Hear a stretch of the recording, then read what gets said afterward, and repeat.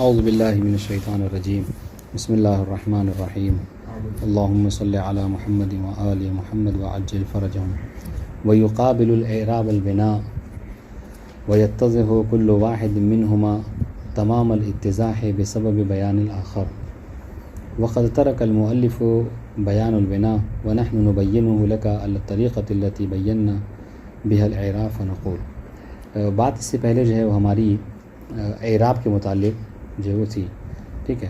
تو انہوں نے بتایا کہ اعراب جو ہے وہ کبھی ظاہری ہوتا ہے اور کبھی جو ہے وہ تقدیری ہوتا ہے. پھر تقدیری میں بتایا کہ تقدیری کی وجہ ہوتی ہے، اور یہ وجہ ایسی ہوتی ہے کہ جب آپ ترکیب کریں گے تو اس وجہ کو آپ کو ذکر کرنا ہوتا ہے کہ یہاں پر مثلا جاء موسیٰ میں موسیٰ فاعل ہے مرفوع، علامت و رفع جو کیا ہے وہ اس کی ضمہ ہے، تو اس پر کیوں مقدر ہے؟ تو آپ کو بتانا ہوگا کہ یہاں پہ تعذر ہے یا ثقل ہے یا پھر جو کیا ہے مجانست ہے. اور انشاءاللہ تو اس کو بہرحال ذہن میں رکھیے گا اور مباحثہ وغیرہ کرتے رہیے گا تو زیادہ بہتر ہے.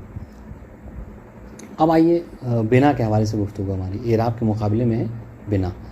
تو بنا کا گرچہ مصنف نے اپنی عبارت میں ذکر نہیں کیا، آپ دیکھیں تو مصنف کی عبارت میں بنا کا کوئی ذکر نہیں ہے، مگر انہوں نے سمجھانے کے لیے کہا کہ جس طریقے سے ہم نے اعراب کی شرح کی ہے اسی طریقے سے جو کیا ہے بنا کی شرح کرتے ہیں اسی طرز پر. تو سنیے، یعنی اب اعراب کی شرح کیا کی تھی؟ پہلے اس کا معنی لغوی، پھر اصطلاحی، پھر اس کی قسم. اس طریقے سے یہاں پر بنا کی بھی پہلے معنی لغوی، پھر جو ہے معنی اصطلاحی، پھر اس کی قسمیں ذکر کر دیں گے. واضح انشاءاللہ. سنیے، وَيُقَابِلُ الْإِعْرَابَ الْبِنَاءُ، اعراب کے مقابلے میں استعمال ہوتا ہے، آتا ہے کیا؟ بنا. ٹھیک ہے. وَيَتَّضِحُ كُلُّ وَاحِدٍ مِّنْهُمَا، اور یہ دونوں کے دونوں میں سے ہر ایک، چاہے اعراب ہو یا بنا. اگر اعراب کسی کو سمجھا دیجئے تو وہ بنا خود بخود سمجھ جائے گا، ٹھیک ہے. اور اگر کسی کو بنا کے پورے احکامات بتا دیجئے تو اس کے مقابلے میں جو اعراب ہے وہ خود سمجھ جائے گا. ہاں، تو وَيَتَّضِحُ كُلُّ وَاحِدٍ مِّنْهُمَا تمام الاتضاح، یعنی مکمل طور پر ایک کے سمجھا دینے سے دوسرا بھی جو کیا ہے واضح ہو جاتا ہے بسبب بیان الآخر. ٹھیک ہے. وَقَدْ تَرَكَ الْمُؤَلِّفُ بَيَانَ الْبِنَاءِ، مصنف نے جو ہے ہو سکتا ہے کہ اسی وجہ سے کیا کیا ہے، بنا کو ترک کر دیا ہے ذکر کرنا. کیوں؟ اسی کہ جب ہم نے اعراب کی پوری تشریح کر دی تو پھر ہمیں ضرورت نہیں پڑی ہے کہ ہم بنا کی بھی ذکر کریں. وَنَحْنُ نُبَيِّنُ لَكَ عَلَى الطَّرِيقَةِ الَّتِي بَيَّنَّا بِهَا الْإِعْرَابَ، ہم آپ کے لیے جو کیا ہے جس طریقے سے ہم نے اعراب کی شرح کی تھی ویسے ہی بنا کی بھی شرح کرتے ہیں، بنا کی وضاحت کرتے ہیں. فنقول للبناء معنیان، بنا کے جو ہے وہ دو معنی ہیں. احدہما لغوی والآخر اصطلاحی. ٹھیک ہے. ایک معنی جو ہے وہ اس کا لغوی ہے اور ایک اصطلاحی ہے. فاما معناه فی اللغة فهو عبارة عن وضع شيء على شيء على جهة يراد بها الثبوت واللزوم. لغت میں کیا کہتے ہیں؟ بنا. لغت میں بنا کہتے ہیں ایک شے کو دوسرے شے کے اوپر اس طریقے سے رکھنا کہ مقصد کیا ہو اس کے رکھنے سے؟ ثبوت اور لزوم ہو. اسی لیے کہتے ہیں جب گھر ور بنتا ہے تو کہتے ہیں کہ آپ نے گھر کی بنا رکھ لی یا نہیں، یا بنا کروا رہے ہیں کہ نہیں عربی میں. کیوں؟ اس لیے کہ جب آپ ایک پہ دوسری اینٹ رکھتے ہیں تو آپ کا مقصد کیا ہوتا ہے کہ یہ دیوار گرے نہیں، بلکہ ہاں کل چل کے آپ کو جو ہے کمرہ بن جائے یا ایک ہال بن جائے. ہاں ہاں، اللہ جہت یراد بها الثبوت واللزوم. اب یہاں پہ دونوں ایک ہی معنی میں ثبوت ہو اور لازم ہو. آپ دیکھیں نا کہ مطلب اس میں بنا میں بھی کیا ہوتا ہے؟ بنا میں لازم ہی ہوتا ہے. یعنی مثلا اگر مثلا جیسا کہ ہاؤلائے ہے تو ہاؤلائے مبنی علی الکسر ہے، وہ لازم ہو گیا اسی پر. اب وہ کسرہ اس کے لیے ثابت بھی ہے اور لازم بھی ہے. واضح انشاءاللہ، وہ کبھی بدلنے والا نہیں ہے. وَأَمَّا مَعْنَاهُ فِي الْإِصْطِلَاحِ، یہ تو بہرحال لغوی معنی تھا. اصطلاح سنیے، اصطلاحی معنی. اور ہم نے بار بار عرض کیا ہے کہ معنی لغوی کا معنی اصطلاحی سے کوئی نہ کوئی ربط ضرور ہونا چاہیے. وَمَعْنَاهُ فِي الْإِصْطِلَاحِ فَهُوَ لُزُومُ آخِرِ الْكَلِمَةِ حَالَةً وَاحِدَةً. دیکھیں وہاں پہ بھی لزوم کا لفظ تھا، یہاں پر بھی وہی کہ کلمے کے، ٹھیک ہے، کلمے کے آخر کا ایک حالت کے اوپر لازم ہونا ہوا لزوم آخر الکلمہ، کلمے کا آخر کا ایک حالت کے اوپر لازم ہونا. لیکن یہ لازم ہونا کیا ہو؟ لغیر عامل ولا اعتلال، یہ کسی عامل کی وجہ سے نہ ہو اور نہ ہی کسی حروف علت کی وجہ سے ہو، علت کی وجہ سے. بات انشاءاللہ. وذالک، اب اس کی مثالیں سنیے کہ کہاں کہاں کر پہ ایسی جگہ ہیں کہ جہاں پر کلمے کا جو آخری حصہ جو ہے وہ کیا ہے، وہ لازم ہوتا ہے، ثابت ہوتا ہے. وذالک کلزوم کم و من السکون. ٹھیک ہے، جیسا کہ لازم ہونا کم اور من کا، دونوں جو کیا ہے کلمہ ہے. کلمہ ہے کہ نہیں ہے دونوں؟ من اور من کلمہ ہے کہ نہیں؟ کیا کہتے ہیں آپ؟ کیوں؟ تو دو حرفوں سے مل کر کلمہ بنتا ہے. کلمہ یعنی ایک حرف کا کلمہ نہیں ہوتا.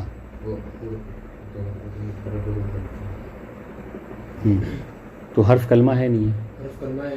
جواب اس کا یہی ہے کہ چونکہ من یا کم جو ہے وہ حروف میں سے ہیں، اور کلمے کی ہم نے 3 قسمیں بتائی ہیں. ٹھیک ہے، کلمہ اسم ہوتا ہے، فعل ہوتا ہے، حرف ہوتا ہے، اور مقسم اپنے قسم میں داخل ہوتا ہے. انشاءاللہ آگے چل کے آپ پڑھیے گا، مقسم اپنے قسم میں داخل ہوتا ہے.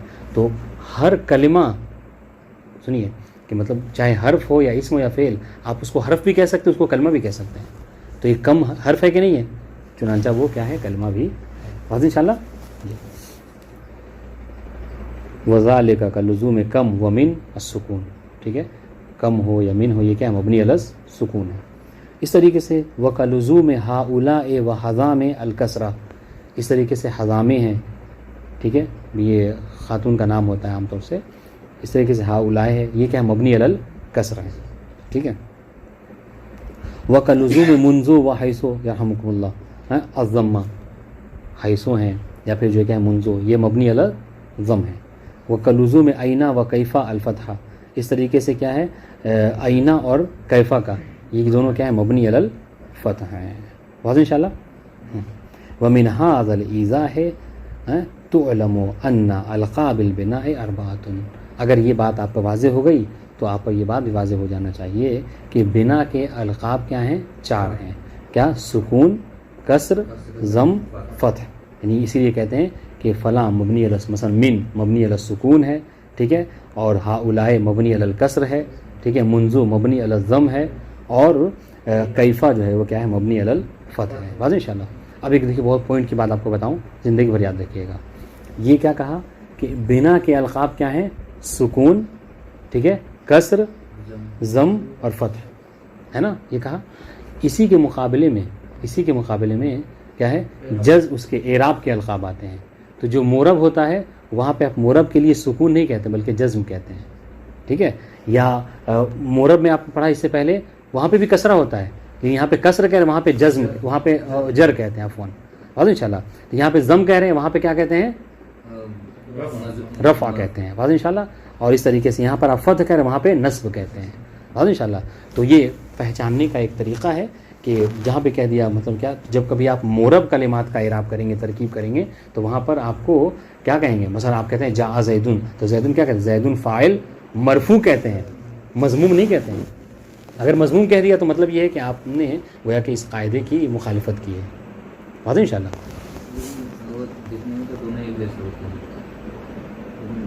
تو وہ مبنی سمجھ میں آ جاتا ہے نا، مبنی معین ہے، اور مبنی مثلا بتایا جاتا ہے جیسے فعل ماضی کے تمام صیغے مبنی ہیں. یہ مبنیات کون کون سے ہیں جی؟ جو ضم ہوتا ہے وہ اعراب ہوتا ہے. تو وہی تو کہہ رہا ہوں نا، مبنی جو ہے وہ معین ہے کہ یہ چیزیں جو کیا ہیں مثلا مبنی ہوتی ہیں. حروف تمام کے تمام مبنی ہیں. ٹھیک ہے، فعل ماضی کا پورا صیغہ جو ہے کہ سب مبنی ہے. یہ سب آگے انشاءاللہ بات آنے والی ہے. ابھی فی الحال آپ کو یہ یاد رکھیے کیا کہ یعنی مبنی کو بنا کے القاب میں سے جو کیا ہے، سکون ہے، ٹھیک ہے، ضم ہے، یہ چیزیں ہیں. اور اسی کے مقابلے میں جو کیا ہے اس کے اعراب کے جو القاب الگ ہیں. واضح انشاءاللہ. وبعد بیان کل هذه الاشیاء، واضح ہوئی بات نہیں واضح ہوئی جی؟ وبعد بیان کل هذه الاشیاء لا تعثر علیک معرفۃ المعرب والمبنی. اب جو ہم نے آپ یہ باتیں آپ کو بتا دیں، تب آپ کے اوپر عسر نہیں ہونا چاہیے، آپ کے اوپر یعنی مشکل نہیں ہونی چاہیے آپ کو سمجھنے میں کیا، معرب اور مبنی کو پہچاننے میں. کیوں؟ فإن المعرب ما تغیر حال آخرہ لفظا اور تقدیرا بسبب العوامل. اسے کہ ابھی اس سے پہلے ہم جتنی باتیں کی، اگر ان کا ایک خلاصہ ہم ذکر کریں تو یہ کہہ سکتے ہیں کہ معرب کسے کہتے ہیں. معرب وہ کہ جس کلمے کا آخری حرف، ٹھیک ہے، آخری حالت، حرف نہیں کہیے، جس کلمے کی آخری حالت جو کیا ہے لفظاً یا تقدیراً بدل جائے ٹھیک ہے، لیکن البتہ یوں ہی نہیں بلکہ عامل کی وجہ سے، عامل کی وجہ سے۔ اور مبنی کسے کہتے ہیں؟ ما لزم آخرہ حالۃ واحدہ لغیر عامل و اعتلال۔ اور مبنی وہ ہوتا ہے کہ جس کا آخر جو کیا ہے اپنے ایک ہی حالت پر باقی رہتا ہے، اور یہ اس کا باقی رہنا نہ اعلال کی وجہ سے ہے اور نہ ہی جو ہے کیا ہے عامل کی وجہ سے۔ اس لیے کہا جاتا ہے کہ مبنی میں کوئی عمل نہیں کر سکتا۔ کیوں کہہ رہے ہیں کہ غیر عامل؟ مبنی میں کوئی عمل نہیں کر سکتا، اور مرب جو کیا ہے اس کی حالت بدلتی ہے کسی عامل کی وجہ سے۔ پنکھا بند کر دیں، ریکارڈنگ تو مشکل ہوگی۔ ٹھیک ہے، اب اگلا درس کیا ہے؟ انواع الاعراب، ہے نا؟ تمرین آپ لوگ دھیان دیا کیجیے، تمرین اگر کر لیں تو بہتر ہوگا۔ ہاں، تمرین آپ کو بہت کچھ سکھا جائے گی۔ قال المصنف، ٹھیک ہے، واقسامہ واقسام الاعراب اربعۃ، اعراب کی جو کتنی قسمیں ہیں؟ 4 قسمیں ہیں۔ دیکھیں اب اعراب کی جہاں تک بات آئی تو یہاں پہ کیا کہہ رہے ہیں؟ رفع، نصب، خفض اور جزم کہہ رہے ہیں۔ بات انشاءاللہ۔ فللاسماء من ذلك الرفع والنصب والخفض ولا جزم فيها۔ جہاں تک اسماء کی بات ہے تو اسم جو کیا ہوتا ہے، اسم مرفوع ہوتا ہے، منصوب ہوتا ہے اور مخفوض ہوتا ہے، خفض اس پر جرا ہوتا ہے۔ ولا جزم فیہا، اور اسم جو کیا ہے مجزوم نہیں ہوتا، ٹھیک ہے۔ وللافعال من ذلك الرفع والنصب والجزم ولا خفض فیہا، اور فعل کبھی آپ کو مخفوض یعنی مجرور نہیں ملے گا، ٹھیک ہے۔ ابھی وہ اقولو، یہاں سے جو ہے وہ شارح اس کی تشریح کر رہے ہیں، سنیے گا۔ انواع الاعراب التي تقع في الاسم والفعل جميعا اربعہ۔ کتنی آسان بات ہے کہ اسم ہو یا فعل ہو، ان سب کو جو کیا ہے اعراب کے حوالے سے یہی 4 چیزیں منحصر کرتی ہیں، ٹھیک ہے۔ الاول الرفع، الثانی النصب، الثالث الخفض، الرابع الجزم، یعنی اسم و فعل کی حالت جو انہی 4 میں سے کوئی ایک ہوگی۔ وَلِكُلِّ وَاحِدٍ مِّنْ هَذِهِ الْأَنْوَاعِ الْأَرْبَعَةِ مَعْنًا فِي اللُّغَةِ۔ اب یہ جو 4 قسمیں ہم نے بتائیں، ان میں سے ہر ایک کی جو کیا ہے لغت میں کوئی نہ کوئی اپنا معنی ہے۔ وَمَعْنًا فِي اصطلاح نحات، اور ایک معنی جو کیا ہے معنی اصطلاح نحات میں ہے۔ تو جہاں تک اب آئیے اب رفع کی بات، جہاں تک رفع کی بات ہے کہ رفع لغت میں کسے کہتے ہیں، یہ ڈکشنری میں اس کا کیا معنی ہوگا، یا لغت میں تو کہتے ہیں کیا، یعنی رفع واضح نے کس کے لیے وضع کیا ہے اس لفظ کو، یعنی معنی حقیقی کہہ لیجیے آپ۔ فہو فی اللغہ العلو والارتفاع، لغت میں رفع کا مطلب کیا ہوتا ہے؟ بلندی، ٹھیک ہے، علو والارتفاع، اسی لیے کہتے ہیں رفیع الشان مثلا، بات انشاءاللہ۔ وہو فی الاصطلاح، اور رفع کا اصطلاح میں کیا معنی ہے؟ اچھا، جب یہاں پہ ایک بات یاد رکھیے، پتہ نہیں واضح نہیں واضح، یہ جو ہم کہہ رہے ہیں اصطلاح میں، تو اصطلاح سے یہاں پہ کون سی اصطلاح مراد ہے؟ اصطلاح نحوی مراد ہے، ٹھیک ہے۔ آپ چونکہ آپ نحو پڑھ رہے ہیں لہذا آپ کو صرف منطق سے کوئی بھی سروکار نہیں ہے، یہاں پر یہ بتانا چاہ رہے ہیں کہ ہم اصطلاح نحات میں رفع کسے کہتے ہیں۔ ہو سکتا ہے کہ آپ فلسفے میں جائیے، منطق میں جائیے تو رفع کا کوئی اور معنی ہو، لیکن یہاں پر آپ کا مقصود کیا ہے؟ اصطلاح نحوی۔ تغییر مخصوص علامتہ ضمہ وما ناب عنہا، ٹھیک ہے۔ کہتے ہیں ایک ایسی تغییر کہ جو مخصوص تغییر ہوتی ہے، ہر طرح کی تغییر کو رفع نہیں کہتے ہیں، بلکہ ایک خاص تغییر، ایک خاص بدلاؤ کہ جس کی علامت کیا ہے؟ ضمہ ہے۔ وما ناب عنہا، یا پھر وہ چیز کہ جو ضمے کے قائم مقام ہوتی ہے، نائب ہوتی ہے، انشاءاللہ بھی اگلا سبق اسی کے حوالے سے ہے۔ وستعرف قریبا ما ینوب عن الضمہ فی الفصل الآتی انشاءاللہ۔ اب آپ جیسے یہ جملہ پڑھا، آپ کے ذہن میں سوال ہے کہ یہ ما یناب عنہا، یہ کون سی چیزیں ہیں جو نیابت کرتی ہیں ضمہ سے، کہ اگلا درس ہم اسی حوالے سے پڑھیں گے۔ وَيَقَعُ الرَّفْعُ فِي كُلِّ مِنَ الْإِسْمِ وَالرَّفْعِ، جہاں تک رفع کی بات ہے تو کہیں اسم بھی مرفوع ہوتا ہے اور فعل بھی جو ہے کیا ہے مرفوع ہوتا ہے۔ کوئی مثال دے دیجئے کہ اسم مرفوع اور کوئی ایک مثال دے جس میں فعل مرفوع ہے۔ زید احسن، پورا ایک جملہ کہہ دیجئے کہ زید قائم مثلا، ٹھیک ہے، ہاں، اور فعل کے مرفوع کی مثال دے دیجئے، یضرب زید، ان شاء اللہ۔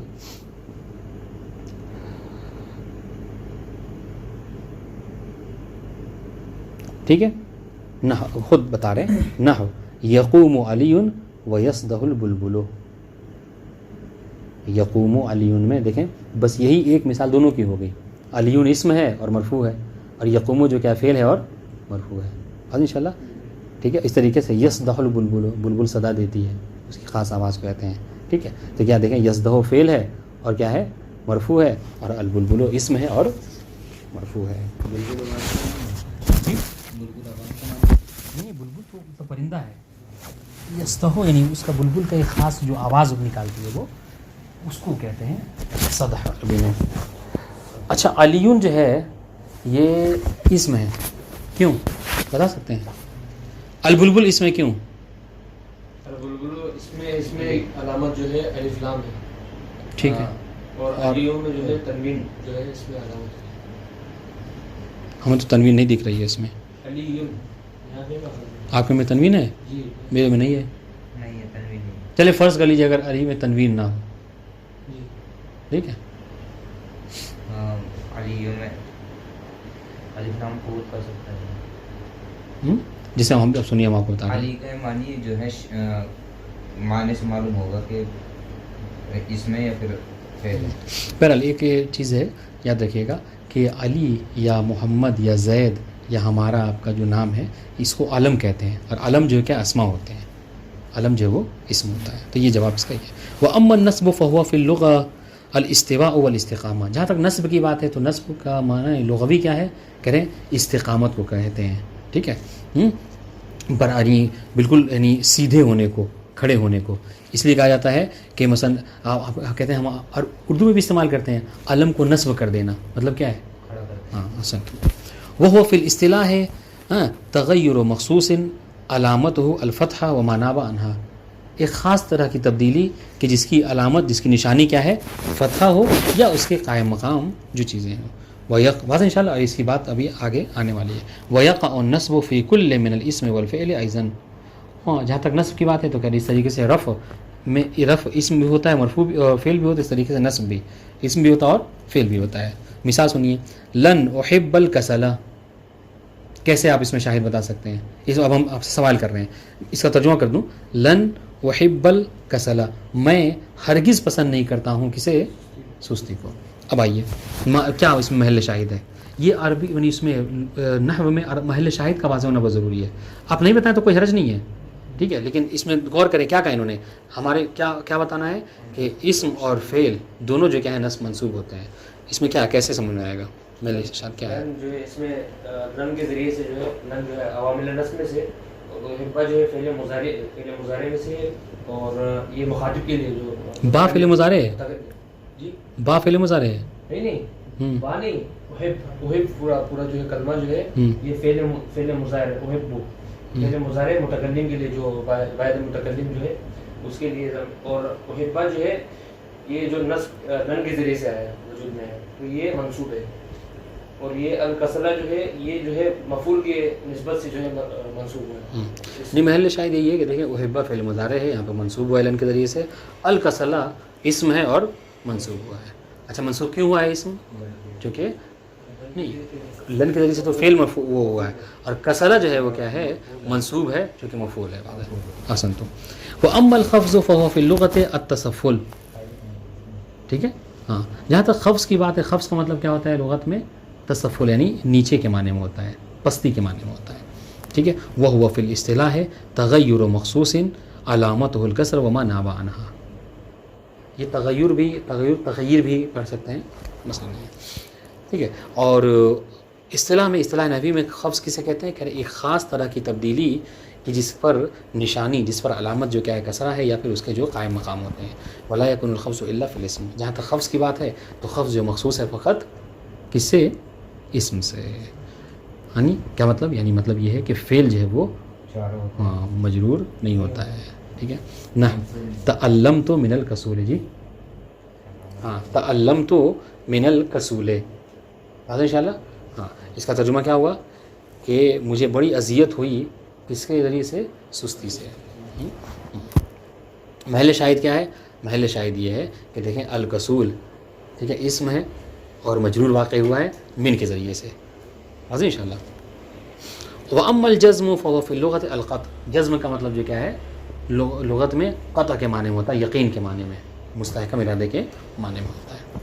ہم اردو میں بھی استعمال کرتے ہیں. وفی الاصطلاح ہے